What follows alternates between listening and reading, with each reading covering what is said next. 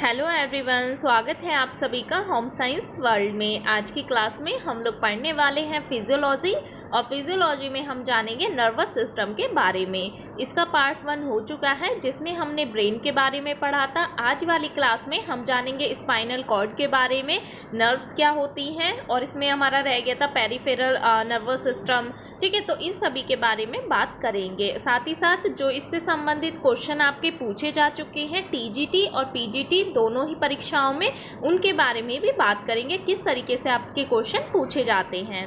तो आइए देख लेते हैं।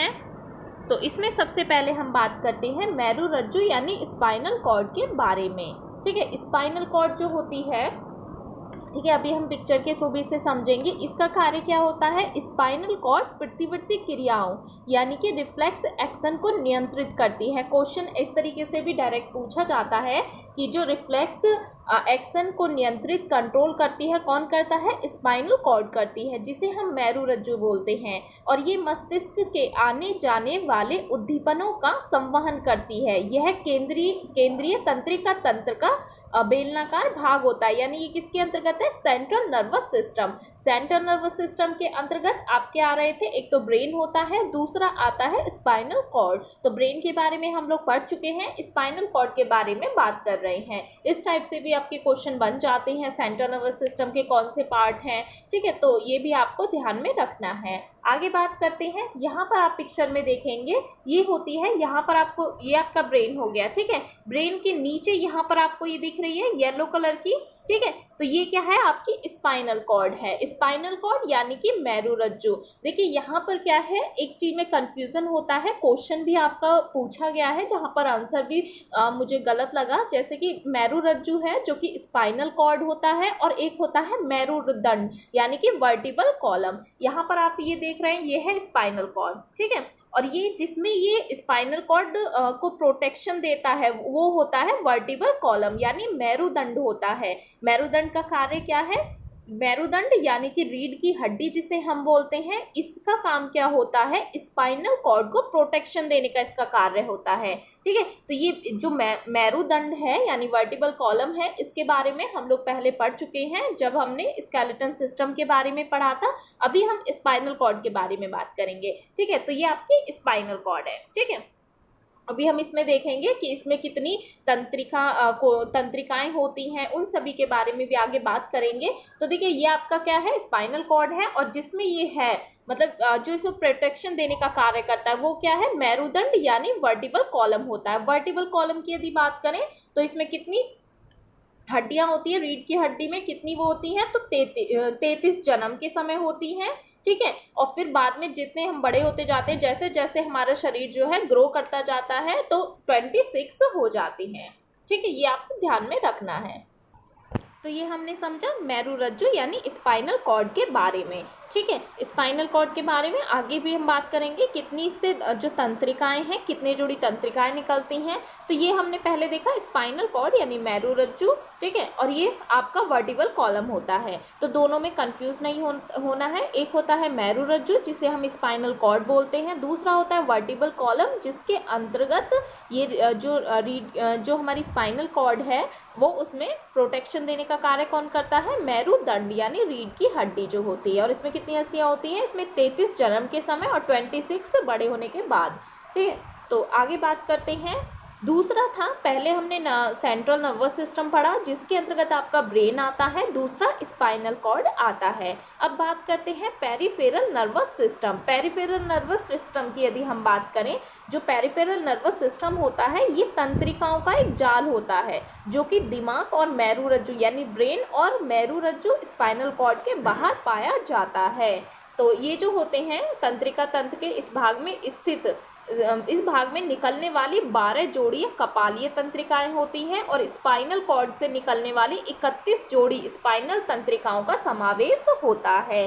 ठीक है, ये जो आपकी स्पाइनल कॉर्ड थी, इससे कुछ तंत्रिकाएं निकलती हैं जो कि कितनी होती हैं? 31 जोड़ी स्पाइनल तंत्रिकाएं होती हैं, और कपालीय जो होती हैं जो कि ब्रेन वाले भाग से निकलती हैं वो होती हैं 12 जोड़ी। आगे बात करते हैं।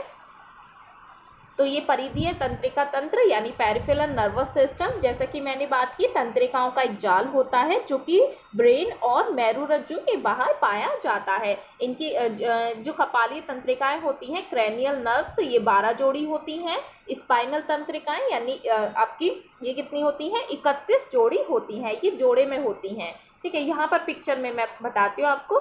ये आपका क्या है, स्पाइनल कॉर्ड है, बीच में आप पिंक कलर का देख पा रहे होंगे। ठीक है, ये क्या है, स्पाइनल कॉर्ड है और इससे कुछ तंत्रिकाएं निकलती हैं। यहाँ पर आप येलो कलर की पूरे बॉडी में आप देख रहे हैं, ये क्या है, तंत्रिकाओं का जाल होता है, ये येलो कलर की जो है। ठीक है, इनकी संख्या कितनी होती है, तो वही मैंने आपको बताया कि जो ब्रेन से निकलती हैं, ऊपर यहाँ पर आपका जो ब्रेन है, इससे जो तंत्रिकाएं निकलती हैं वो कितनी है, 12 जोड़ी हैं। और नीचे जो स्पाइनल कॉर्ड है, इससे जो निकलने वाली है 31 जोड़ी। अब ये जोड़े में क्यों होती हैं, तो देखिए ऐसा नहीं है कि जो हमारा बॉडी का पार्ट है, ये वाला आधा पार्ट है, इसी में सिर्फ इनकी ज़रूरत होगी, दोनों साइड बराबर होंगी। तो यहाँ पर ये एक इस तरफ, एक इस तरफ, एक इस तरफ, एक इस तरफ, इस तरीके से ये 31 जोड़ी होती हैं स्पाइनल कॉर्ड में तंत्रिकाएं। क्वेश्चन पूछा गया था एक कि जो मेरुरज्जु है, स्पाइनल कॉर्ड है, उसमें कितनी जोड़ी तंत्रिकाएं होती हैं, तो वहाँ कंफ्यूज नहीं होना है, वहाँ आपको 31 करना है। यदि मेरुदंड के बारे में पूछे, वर्टिबल कॉलम के बारे में पूछे कितनी अस्थियां होती हैं,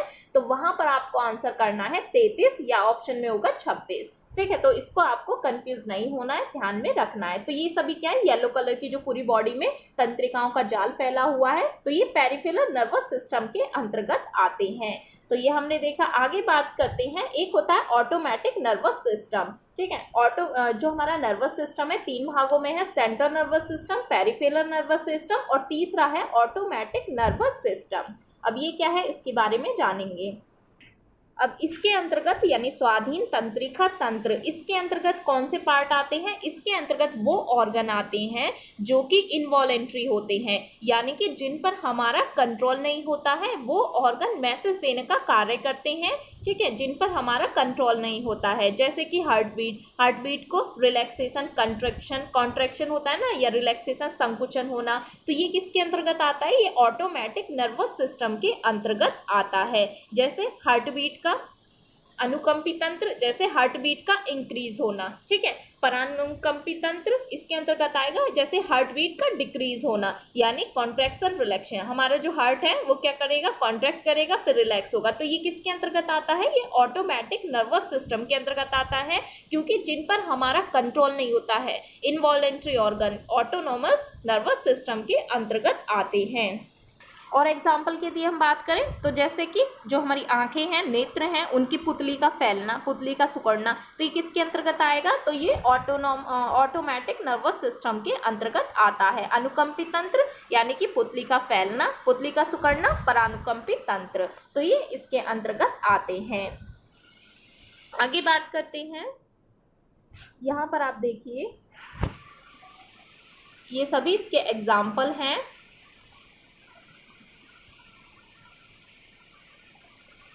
ठीक है, eye, skin, salivary gland, lungs, heart, stomach, pancreas, तो ये सभी किसके अंतर्गत हैं, तो ये सभी हैं आपके ऑटोनॉमस नर्वस सिस्टम के अंतर्गत आते हैं। इसको आप पिक्चर को इतना डीपली नहीं पूछेगा, बस आपको पता होना चाहिए। ठीक है, तो ये आपको समझ आ गया। इसमें आज हमने जाना मेरुरज्जु के बारे में, स्पाइनल कॉर्ड के बारे में, साथ ही साथ मेरुरज्जु और मेरुदंड में अंतर क्या होता है, यानी वर्टिबल कॉलम और स्पाइनल कॉर्ड। ठीक है, स्पाइनल कॉर्ड से कितनी तंत्रिकाएं निकलती हैं, 31 जोड़ी तंत्रिकाएं निकलती हैं। वहीं वर्टिबल कॉलम की यदि बात करें, मेरुदंड की बात करें, तो 33 और 26, ये आपको ध्यान में रखना है। जन्म के समय 33 होती हैं और जैसे ही हमारा शरीर जो है बॉडी ग्रो करने लगती है, बड़े होते जाते हैं, तो ये बाद में 26 हो जाती हैं। आगे बात करते हैं पेरिफेरल नर्वस सिस्टम।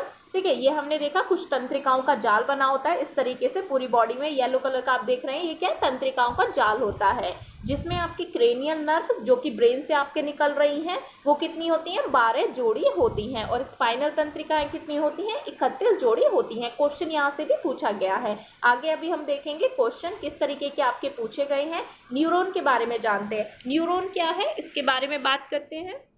तो देखिए, न्यूरॉन की यदि हम बात करें, न्यूरॉन क्या है, तो क्वेश्चन भी पूछा जाता है, ये हमारे शरीर की सबसे लंबी कोशिका होती है।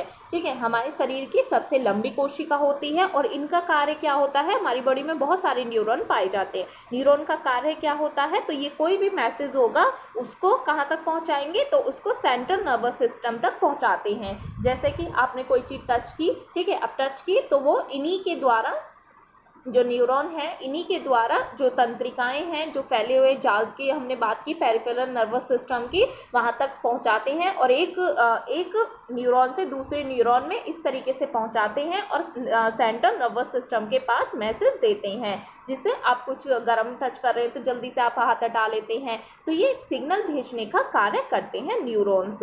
न्यूरॉन्स में क्वेश्चन यदि आपका पूछा जाएगा तो देखिए, ये आपका बीच में ये न्यूक्लियस होता है, केंद्रक होता है। ठीक है, ये हमने पढ़े थे, जो भी कोशिका होती है उसके अंतर्गत जैसे माइटोकॉन्ड्रिया होता है, राइजोसोम्स पाए जाते हैं, तो ये सभी ये वही कोशिका है जो हमने फर्स्ट वाला जब फिजियोलॉजी का लेक्चर किया था तो उसी तरीके की, लेकिन सबसे लंबी कोशिका होती है, ये सबसे लंबी होती है। ये आपका बीच में केंद्रक होता है और इसमें डेंड्राइट पाए जाते हैं। ये आप जो देख रहे हैं ये है डेंड्राइट। ठीक है, डेंड्राइट होते हैं जो कि न्यूरॉन से सिग्नल को रिसीव करते हैं। ठीक है, ये क्या करते हैं, न्यूरॉन से सिग्नल को रिसीव करते हैं और इसमें एक्सॉन होता है, ये जो पार्ट है ये होता है एक्सॉन। ठीक है, ये क्या करता है, सिग्नल को आगे भेजने का कार्य करता है। और ये जो आपको ये जो है ये होते हैं साइनेप्स। ये क्या करते हैं, न्यूरॉन का आखिरी भाग होता है जो कि दूसरे न्यूरॉन से जुड़ता है। ऐसे किसी बहुत सारे न्यूरॉन होते हैं जो कि दूसरे न्यूरॉन से जुड़ता है।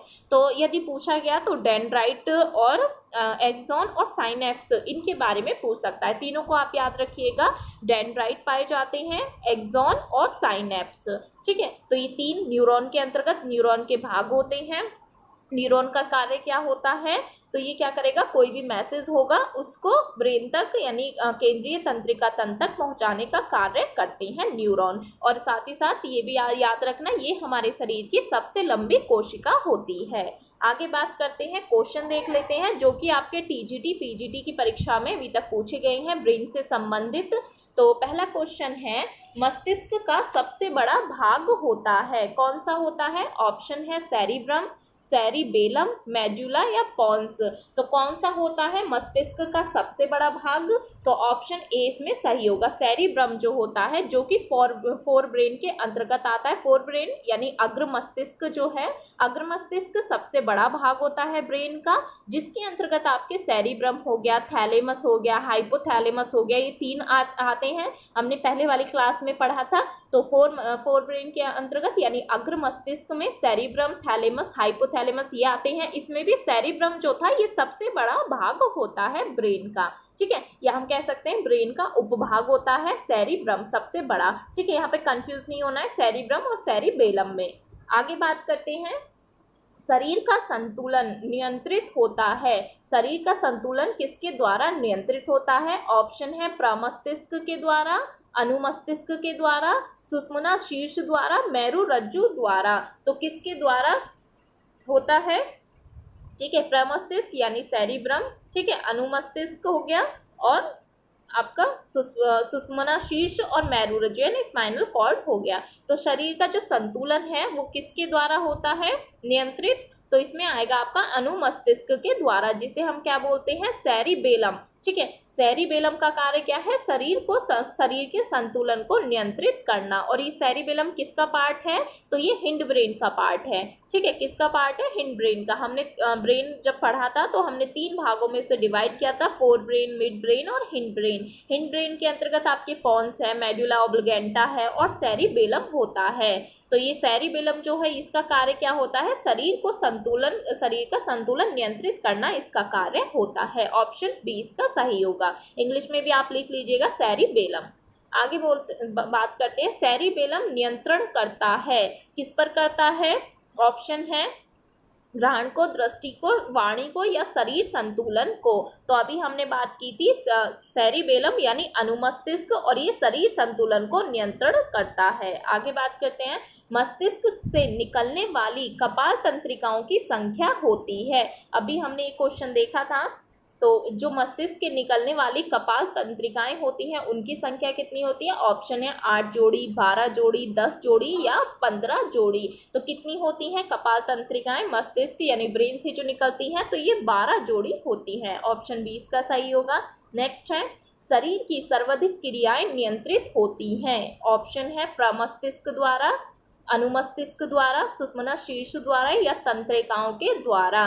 किसके द्वारा शरीर की सर्वाधिक नियंत्रित कोशिकाएं होती हैं? तो किसके द्वारा होती हैं? फोरब्रेन। फोरब्रेन यानी प्रमस्तिष्क, प्रमस्तिष्क को हम फोरब्रेन कहते हैं और इसी के द्वारा सर्वाधिक क्रियाएं नियंत्रित होती हैं। ब्रेन का जो सबसे बड़ा भाग होता है वो कौन सा होता है? फोरब्रेन यानी प्रमस्तिष्क होता है। ऑप्शन ए इसका सही होगा।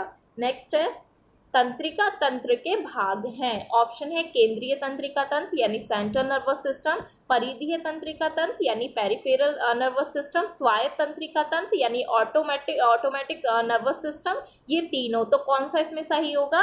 तो तंत्रिका तंत्र यानी नर्वस सिस्टम के पार्ट कौन से हैं? तो ये तीनों ही नर्वस सिस्टम के पार्ट होते हैं। ऑप्शन डी इसका सही होगा। नेक्स्ट क्वेश्चन है, प्रतिवर्ती क्रियाओं यानी रिफ्लेक्स एक्शन का नियंत्रण केंद्र कहाँ पर होता है?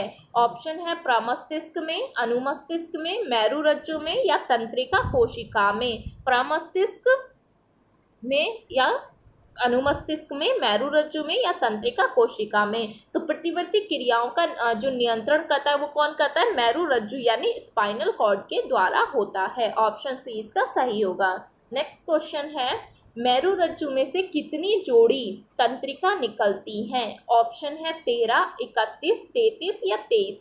ये आपका क्वेश्चन पूछा गया था। वहाँ पर जो बुक में जो राइट आंसर है, जो यूथ कंपटीशन प्रीवियस ईयर वाली जो बुक है वहाँ पर इसमें 33 है, लेकिन इसका जो सही आंसर होगा, क्योंकि मेरुरज्जु की बात हो रही है और पूछा गया है कितनी जोड़ी तंत्रिकाएं निकलती हैं, तो अभी हमने बात की थी इसमें 31 आपका सही होगा। वहाँ पर क्या है 33 आपका सही माना है, क्योंकि वहाँ पर मेरुदंड का उसमें जो एक्सप्लेनेशन आप पढ़ेंगे वहाँ मेरुदंड यानी कि वर्टिबल कॉलम का दिया हुआ है, लेकिन इसका सही आंसर क्या होगा?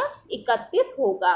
ठीक है, आगे बात करते हैं। मनुष्य के मस्तिष्क का वजन होता है, मनुष्य के मस्तिष्क का वजन होता है कितना होता है? 1400 ग्राम, 1200 ग्राम, 1000 ग्राम या 900 ग्राम। ये भी क्वेश्चन आपका पूछा जा चुका है। तो मनुष्य के मस्तिष्क यानी ब्रेन का वजन कितना होता है? 1400 ग्राम होता है। ऑप्शन ए इसका सही होगा। तो ये कुछ ऐसे क्वेश्चन आपके जो पूछे गए हैं, इन्हीं के आधार पर मैंने आपको क्लास दी है। फर्स्ट पार्ट आप देखिएगा ब्रेन का, और सेकंड पार्ट जो ब्रेन है कितने पार्ट में डिवाइड है ये आपको पता होना चाहिए। कुछ शब्द हैं जैसे कि सेरिब्रम, सेरिबेलम, इनमें क्या अंतर है, कौन सा पार्ट किसका है, फोर ब्रेन का है, मिड ब्रेन का है, हिंड ब्रेन का है, किसका क्या कार्य है, ये आपको पता होना चाहिए। तो इन चीज़ों को आप देख लीजिएगा। ठीक है, स्पाइनल कॉर्ड क्या है, वर्टिबल कॉलम क्या है, क्रेनियल नर्व्स कितनी होती हैं, स्पाइनल नर्व्स कितनी होती हैं, इनके बारे में आपको पता होना चाहिए। ठीक है, और कोई भी आपको कंफ्यूजन कहीं आपको लगता है तो आप कमेंट सेक्शन में पूछ लीजिएगा। तो ये हमारी क्लास थी आज की। ठीक है, थैंक यू।